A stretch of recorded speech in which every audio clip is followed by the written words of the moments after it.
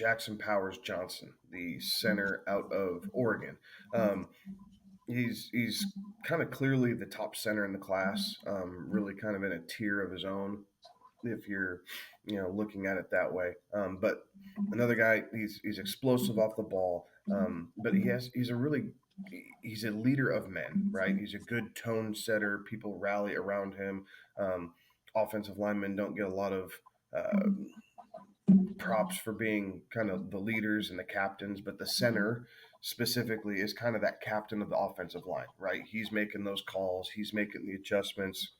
The relationship with him and the quarterback is as tight as any, and he's very good in the run game. So he's able to do all that. Powers Johnson also has he's another guy who has strong hands. He has broad shoulders, so he's able to help stand up against double teams. Right, he's not going to get knocked back all the time. He's able to hold up against those as they're trying to plug up the A gap on him. Uh, One of his downsides is his length. His arms aren't the longest, right? So at times that can be problematic because when he does start to get beat, he gets a little grabby. So if you're able to get a late A gap blitz, especially early on, you're probably going to get some holding penalties just because his arms aren't quite long enough to um, get out there, so he uses his hands to grab.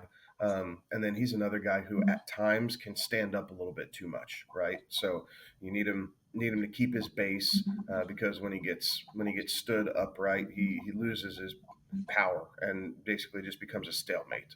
So again, that's a coaching thing. So overall, I think he's going to be a very good prospect. I wouldn't be surprised if he landed with the Eagles with Jason Kelsey retiring.